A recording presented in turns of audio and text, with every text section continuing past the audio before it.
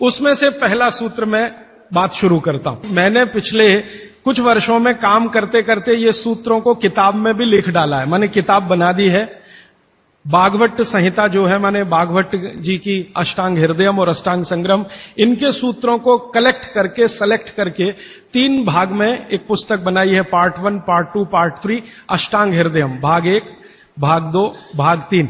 मूल लेखक भागवत जी हैं। मैंने सिर्फ सिलेक्शन किया है और सिलेक्शन के साथ आज के हिसाब से उसको थोड़ा विश्लेषित किया है। जैसे मैं एक उदाहरण दूं तो आपको मेरी बात समझ में आए। एक सूत्र उन्होंने लिखा कि भोजन को बनाते समय, इसको माताएं बहनें सब बहुत ध्यान से सुने, पुरुष भी सुने तो अच्छा है। भोजन को बनाते समय पवन का स्पर्श और सूर्य का प्रकाश अगर नहीं मिला, किसको? भोजन को, वो भोजन कभी नहीं करना। क्यों? ये भोजन नहीं, विष है। कहना क्या चाहते हैं वो? और आज के हिसाब से विश्लेषण करें, सन 2007 के हिसाब से विश्लेषण करें। अब तक मैंने जो बोला वो भागवत जी का हिस्सा था, अब जो वो बोल रहा हूं वो मेरा हिस्सा है। भागवत जी कह रहे हैं कि प्रेशर कुकर का भोजन ना करें, क्योंकि प्रेशर कुकर एक ऐसी तकनीक है जिसमें भोजन बनाते समय ना तो सूर्य का प्रकाश जा सकता है, ना पवन का स्पर्श उसको मिलेगा। फिर मैंने वैज्ञानिकों से बात की कि ये प्रेशर कुकर का भोजन विष है, ऐसा भागवत जी कहते हैं, आपका क्या कहना है? तो हमारे देश में CDRI नाम की एक बड़ी लेबोरेटरी है, सेंट्रल ड्रग रिसर्च इंस्टीट्यूट। वहां के 2 साइंटिस्टों ने कहा कि यार काम तो हमने करके देखा है, बात सही है भागवत जी। मैं कहता हूं ये टीवी पे बोलो, तो उन्होंने कहा ये प्रेशर कुकर कंपनियां गर्दन काट देंगी हमारी, तुम चाहो तो बोलो। मैंने कहा आपकी रिसर्च क्या कहती है? वो ये कहते हैं कि ये जो प्रेशर कुकर है ज्यादा से ज्यादा या 99% एल्यूमिनियम के बने हुए हैं, और वो ये कहते हैं कि भोजन रखने और बनाने का सबसे खराब मेटल अगर कोई है तो एल्यूमिनियम ही है। 18 साल का रिसर्च ये कहता है कि अगर इस एल्यूमिनियम के प्रेशर कुकर का खाना बार बार आप खाते जाओ तो गारंटी है कि आपको diabetes, asthma, TB, arthritis, bronchitis भी होने की पूरी संभावना है, और सबसे ज्यादा टीबी होने की संभावना है। तो उन्होंने कहा 48 बीमारियों को हम डिटेक्ट कर चुके हैं जो प्रेशर कुकर के खाने से ही होती हैं। और उन्होंने कहा सबका जीवन कम होता है और जीवन की शक्ति कम होती है, प्रतिकारक शक्ति कम होती है और रोग बहुत जल्दी उनको आते हैं। मैंने ये तय किया कि पता करो कि ये एल्यूमिनियम कब से आया, तो पता चला 100-125 साल पहले आया। कि अंग्रेजों की सरकार का जो पहला नोटिफिकेशन आया एल्यूमिनियम के बर्तन बनाने का, वो जेल के कैदियों के लिए ही आया, और उनका यह तय हुआ था कि जेल के कैदियों को एल्यूमिनियम के बर्तनों में ही भोजन दिया जाए, क्योंकि ये सब भारत के क्रांतिकारी हैं और अंग्रेजों को इन्हें मारना है। उस जमाने में आप जानते हैं जेल में कोई भी होता था तो वो क्रांतिकारी होता था। भगत सिंह हो या उधम सिंह, चंद्रशेखर हो या अशफाक उल्ला, राजेंद्र नाथ लाहिड़ी हो या ठाकुर रोशन सिंह, ये सब तो क्रांतिकारी थे जो जेलों में जाया करते थे अंग्रेजों के जमाने। इनको जानबूझकर एल्यूमिनियम के बर्तन में ही खाना देना है ताकि ये जल्दी मरे या मरने की स्थिति में आ जाए। तो समझबूझकर अंग्रेजों की सरकार ने एल्यूमिनियम के बर्तन इस देश में इंट्रोड्यूस किए। अब परिणाम क्या हुआ? अंग्रेज तो चले गए, लेकिन जेलों में आज भी ये नियम चल रहा है कि भोजन एल्यूमिनियम के बर्तनों में ही दिया जाएगा। और अब मुश्किल ये हो गई है कि वो जेलों से हमारे घर में आ गया, और हमारे घरों से ज्यादा गरीबों के घर में आ गया। ज्यादा गरीब लोगों के भोजन तो सारे एल्यूमिनियम के बर्तनों में ही बन रहे हैं, और वो बेचारे बिना जाने बूझे ट्यूबरकुलोसिस और अस्थमा जैसी बीमारियों के शिकार हो रहे हैं।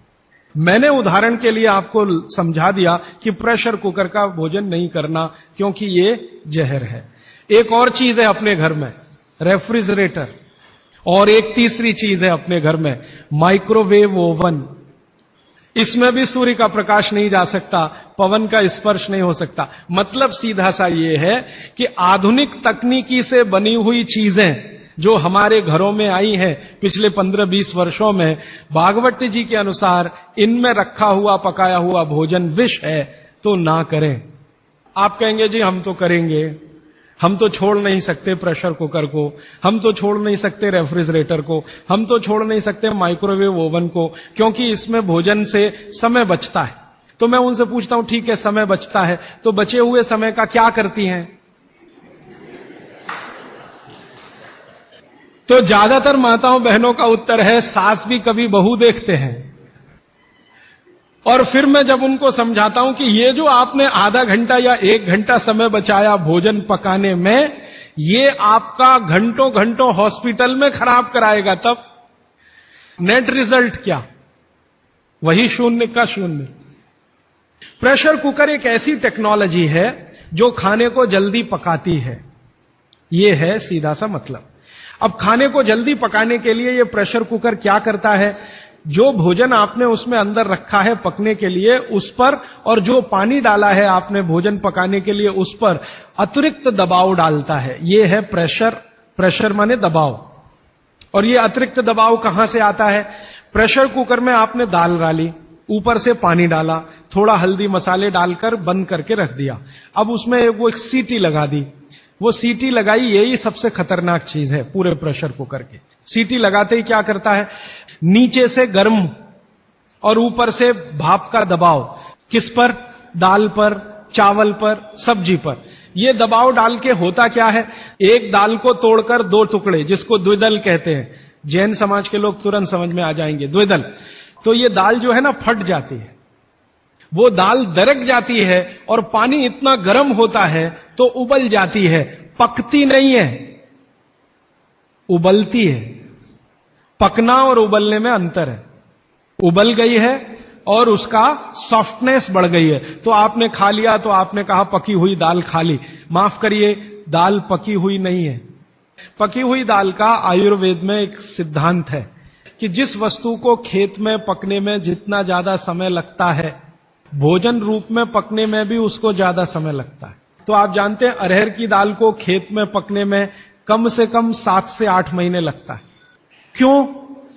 अरहर की दाल में जो कुछ भी है, जिसको आप न्यूट्रिएंट के रूप में जानते हैं, माइक्रो न्यूट्रिएंट के रूप में जानते हैं, खेत की मिट्टी में कैल्शियम है, खेत की मिट्टी में आयरन है, खेत की मिट्टी में सिलिकॉन है, कोबाल्ट है, जिप्टन है, जोरोन है, ये सब माइक्रो न्यूट्रिएंट्स खेत की मिट्टी में है। ये पौधे की जड़ में आते हैं, जड़ से तने में आते हैं, तने से फल में आते हैं। इस पूरी क्रिया में बहुत समय लगता है, तो इसलिए दाल को पकने में समय लगता है। आप दाल क्यों खाना चाहते हैं? आप दाल खाना चाहते हैं प्रोटीन के लिए। प्रोटीन कहां से आएगा? ये जो माइक्रो न्यूट्रिएंट्स का कलेक्शन दाल में इकट्ठा है, इनके टूट जाने पर, बिखर जाने पर, तो वो बिखरने और टूटने में उसको देरी लगने वाली है, क्योंकि आने में देरी लगी है। और प्रकृति का दूसरा नियम है कि जिन चीजों को पकने में, बड़ा होने में ज्यादा समय लगा है, उनको डिसॉल्व होने में भी ज्यादा समय लगेगा। और दाल जब डिसॉल्व होगी तब उसके प्रोटीन्स आपको मिलेंगे भोजन में। इसीलिए आप दाल खा रहे हैं, ताकि आपको प्रोटीन की कमी पूरी हो। कुछ विटामिन आपको चाहिए, कुछ प्रोटीन्स आपको चाहिए, कुछ और दूसरे अंश आपको चाहिए। तो आयुर्वेद का नियम बिल्कुल सीधा है कि दाल ज्यादा देर में पकी है तो घर में भी ज्यादा देर में पके। अब मेरे समझ में आया कि हमारे पुराने लोग जो बुजुर्ग थे वो कितने बड़े वैज्ञानिक थे।